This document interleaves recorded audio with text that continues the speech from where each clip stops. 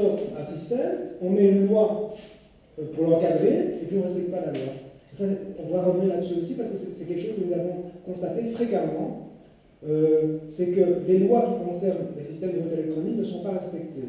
On pourra voir pourquoi elles ne sont pas respectées peut-être dans la discussion. Alors, j'en ai plus très longtemps. En 2005, enfin, donc je rappelle que l'expérience a commencé en 1991, en 2005, le coût officiel du vote électronique est enfin donné par le ministère de l'Intérieur. Et on apprend qu'il est 3 fois plus cher que le vote papier. C'est-à-dire qu'un vote électronique coûte 4,50 €, donc c'est 4,50 € et un vote papier coûte 1,50 €. Voilà. C'était un système sans ticket, parce que le système actuel, c'est qu'il produit en plus des tickets. Donc, on n'a absolument pas de chiffres là-dessus. Peut-être que un trafic qui est là, on a des chiffres sur le coût du nouveau système. Oui, donc on en parlera tout à l'heure. Si vous avez des chiffres, c'est bien. Donc depuis 2006, suite à une loi qui date de 2001, les élections communales et provinciales sont dorénavant du ressort des régions. Je le mentionne parce que justement dans ce cas, les élections qui auront lieu dimanche sont des élections qui sont sous la responsabilité des régions et non pas du ministère de l'Intérieur. Contrairement aux autres élections, les élections qui auront lieu en 2014 seront sous la responsabilité du ministère de l'Intérieur. Alors, en ce qui concerne le système électronique qui est encore utilisé actuellement dans... j'ai oublié de vous dire, en fait, on a eu une situation figée entre 1999 et la dernière élection, celle de 2010. Une situation où 44% des électeurs étaient soumis au vote électronique, parmi lesquels 22% en Wallonie, 49% en Flandre et 100% à Bruxelles. Ça, c'était la situation jusqu'aux élections 2010. Maintenant, il y a un changement, mais on utilise encore massivement l'ancien système dans les 39 communes wallonnes qu'il utilisait avant et dans 17 des 19 communes bruxelloises. En Flandre, c'est le nouveau système, et dans 2 communes bruxelloises, c'est le nouveau système de la firme Smartmatic, c'est-à-dire à Saint-Gilles et à Saint-Pierre. Alors, à propos de cet ancien système qui est toujours utilisé assez massivement, eh bien, en 2007, l'OSCE, donc l'Organisation de sécurité et de coopération de l'Europe, condamne le système électronique utilisé en Belgique pour son manque de transparence. La même année, il y a une étude qui est commanditée par le ministère de l'Intérieur et par les régions auprès des universités et qui sort un rapport d'ailleurs que nous avons beaucoup critiqué parce qu'il ne s'intéresse que au vote automatisé et pas au vote papier, il ne fait pas aucune comparaison. Mais néanmoins, ce rapport condamne le système utilisé en Belgique et propose des systèmes électroniques avec ticket. C'est pour ça qu'on est là maintenant. Voilà. En 2008, le Conseil de l'Europe condamne tous les systèmes proposés par ce groupe universitaire, qu'on a appelé Bivoting, c'était le nom de leur rapport. Notamment car aucun d'eux ne répond à l'exigence démocratique d'une possibilité d'observation des élections par les citoyens. C'est intéressant à savoir. Donc en 2009-2010, on continue à utiliser les vieilles machines. Je rappelle que ces machines datent soit de 1994, soit de 1998.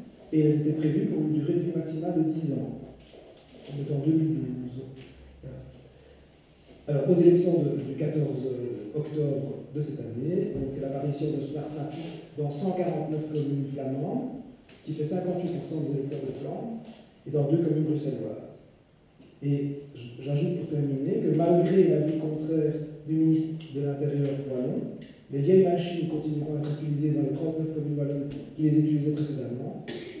Et ça, c'est aussi quelque chose qui nous interpelle beaucoup, parce que donc il y a un ministre de l'Intérieur régional responsable des élections qui dit qu'on n'utilisera plus les machines, et tous les bourgmestres des communes disent nous, on veut encore les utiliser, alors que ça a été condamné de toutes parts. C'est quand même assez interpellant. Et en plus, beaucoup de ces bourgmestres sont issus de partis qui disent être contre la vote électronique, en particulier le PS. Voilà. Bien. Et donc, une conclusion à propos des objectifs qui avaient été annoncés au départ. Donc, au départ, on nous avait dit, on avait dit parlementaire en 1991, le système électronique coûtera moins cher parce qu'on a fait des économies de papier. On sait que ce n'est pas vrai du tout. Le système électronique permettra de gagner du temps pour annoncer rapidement les résultats des élections. On sait aussi que ce n'est pas vrai, que la plupart du temps c'est le contraire, parce que justement il y a des problèmes qu'il faut vérifier, et que souvent les résultats des grandes villes comme Liège et Bruxelles, où les élections sont entièrement automatisées, arrivent au contraire après les résultats papier. D'autant plus que les bureaux de vote doivent rester plus longtemps ouverts, puisqu'il n'y a pas assez de machines, qu'il faut faire des fils, etc.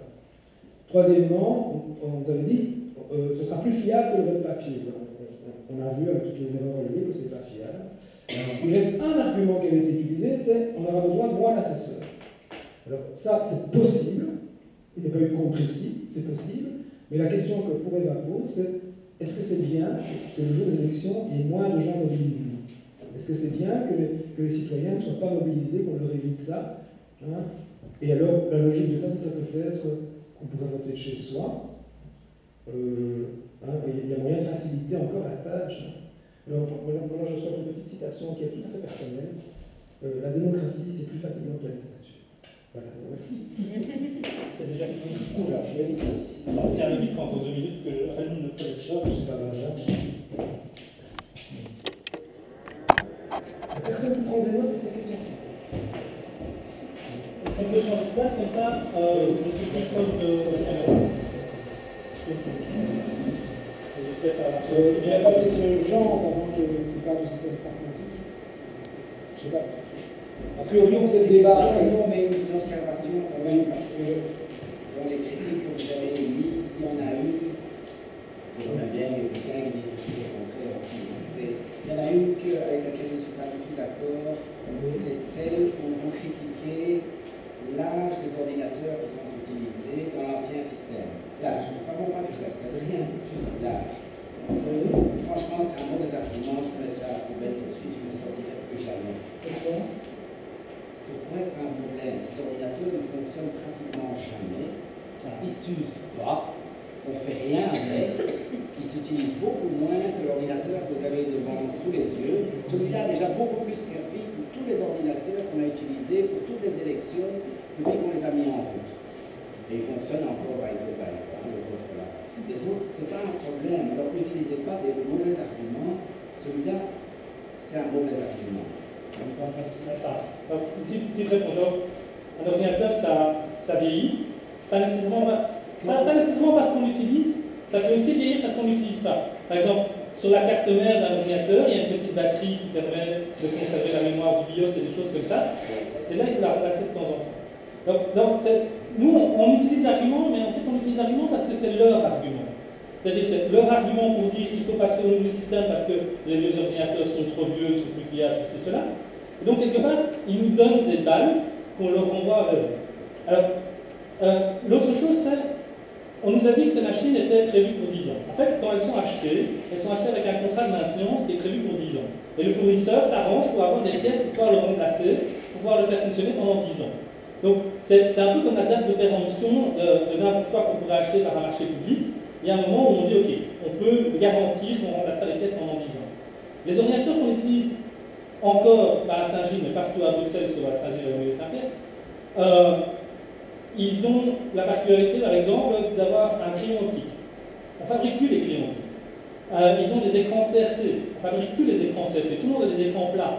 Donc, si ces machines tombent en panne et qu'on doit remplacer les pièces, ça devient assez difficile de trouver des pièces équivalentes qui vont pouvoir fonctionner sans commencer à faire des ordinateurs de différentes générations différentes. Alors, l'autre argument à propos de l'âge de ces machines, c'est que une année, donc en gros, ils en ont acheté en 93, qui devait servir 10 ans, on l'avait quand même utilisé en 2004, malgré qu'ils étaient censés ne plus être utilisés. On en a acheté en 99, qui devrait servir 10 ans, on a utilisé jusqu'en 2009, et on a continué encore à les utiliser en 2010. Donc on a à chaque fois été un peu plus loin. Et à chaque fois, on va chez le fournisseur, on lui dit, est-ce qu'on peut encore les faire fonctionner une année ou deux de plus? Et il y a une année où Bruxelles, en tout cas, a dû mettre quelques millions sur la table pour payer un upgrade. On a dit, ok, on va remplacer les pièces qui ne marchent pas, on va faire un petit upgrade de hardware des ordinateurs. Et donc moi j'ai été dans une commune, parler à un journaliste, et j'ai été dire, ben voilà, c'est des ordinateurs qu'on ne devrait plus utiliser, ils ont 10 ans, machin. Et le gars qui installait ces ordinateurs, il me dit, mais non, on vous racontez n'importe quoi, ces ordinateurs sont tout neufs, on vient les acheter. J'ai dit, officiellement, on a fait un upgrade. En fait, l'upgrade, c'était pas un upgrade, ils ont racheté des nouvelles machines. Mais dans les textes de loi, dans ce qui a été voté dans le budget, c'était un upgrade. Donc, nous on le dit parce qu'eux le disent, on retourne l'argument contre eux. Après, on peut discuter si oui ou non un ordinateur ça vieillit pas, peu importe. Ce qui est certain, c'est que acheter un ordinateur qu'on utilise un jour par an, tous les ans, pendant 10 ans ou pendant 15 ans, c'est pas nécessairement la meilleure idée. Voilà. Et donc, moi, je ne vais pas discuter de savoir si ça vieillit ou pas, si c'est obsolète ou pas, si on doit utiliser l'argument ou pas. Eux l'utilisent, quand ça les arrange, on peut les continuer à les utiliser, quand ça les arrange pas, il faut les remplacer, et voilà. C'est un peu leurs arguments qui sont parfois un peu bizarres. Je suis d'accord avec vous que leur argument est bizarre, raison plus qu'on n'a pas vraiment foutez-le à la poubelle. C'est un gros argument, je ne vais pas discuter depuis longtemps, mais certains dans la salle connaissent mon métier, ce que je fais dans la vie, comment je gagne ma vie, ces histoires sur les contrats maintenant, c'est tout le reste. Parlez pas de ça. Ce sont des vendeurs à vie, j'en suis un. C'est oublié, parlez pas de ça. Ce qui est certain, c'est que quand on achète un ordinateur de vote, d'habitude c'est pour l'utiliser pendant quelques années, et donc les ordinateurs qui a acheté la Flandre, ben, ils risquent de les utiliser pendant 10-15 ans. Et pareil pour les ordinateurs que Bruxelles qu'on a acheté pour Saint-Gilles ou les Saint. Et donc, quand on fait une super acquisition comme ça, sans avoir écouté ce que nous avons à dire par rapport à ce système par exemple, ou ce que d'autres oppositions ont été là-dessus, ben, on s'enfonce dans une erreur pendant une dizaine d'années. Et après, ou alors on fait comme en Irlande où on a acheté une machine et puis après on les jette à la poubelle parce que... C'était une excellente initiative. Voilà. Tout le monde était content, les vendeurs, les informaticiens, moi, et les démocrates comme moi. Moi j'ai gagné 2 fois.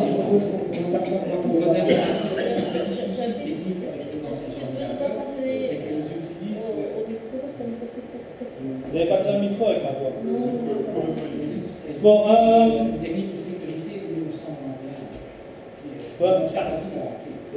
peu importe, normalement on les utilisera plus pendant très longtemps. Donc moi je suis David Glaude, informaticien de Poureva. J'étais le webmaster de Poureva. Le site n'est pas joli, je